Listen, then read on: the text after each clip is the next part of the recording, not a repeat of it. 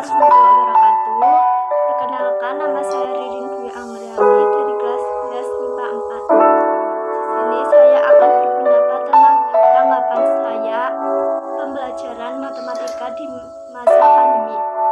Sebelum saya menjelaskan pendapat saya, mungkin saya akan menjelaskan hambatan saya dalam pembelajaran di masa pandemi.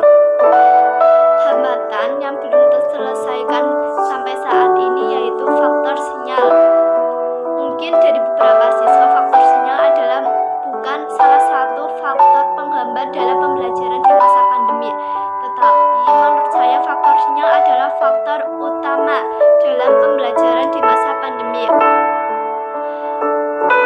Mengapa saya mengatakan seperti itu? Karena saya tinggal di sebuah desa yang terpencil. Mungkin dari beberapa tempat atau wilayah sangat sulit untuk menjangkau sinyal.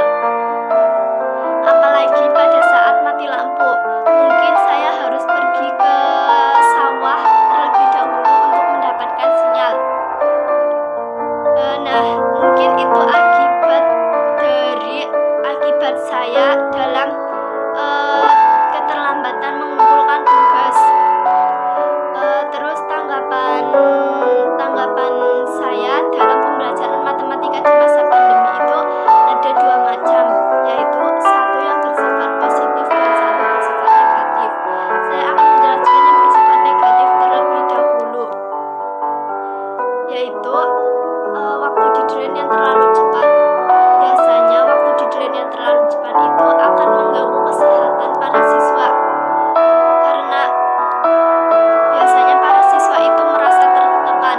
Semakin banyaknya tugas dan semakin banyaknya deadline, para siswa merasa tertekan, bahkan sampai para siswa itu merasakan pusing atau stres. Apalagi biasanya itu kan dalam satu hari biasanya kan itu kan ada 4 mapel. Nah, mapel tersebut itu biasanya itu dikasih tugas bersamaan dan waktu deadline bersamaan. Misalnya dikasih waktu deadline itu 2 jam. Nah kan kita kan harus mengerjakannya terlebih dahulu. Mungkin butuh beberapa jam. Mungkin dari saya pendapat saya untuk pembelajaran matematika yang akan datang untuk memperpanjang waktu deadline yang ditentukan. Misalnya 1 hari, maksimal itu 1 hari. Pendapat saya yang bersifat negatif, cuma itu doang. Karena menurut saya metode pembelajaran yang digunakan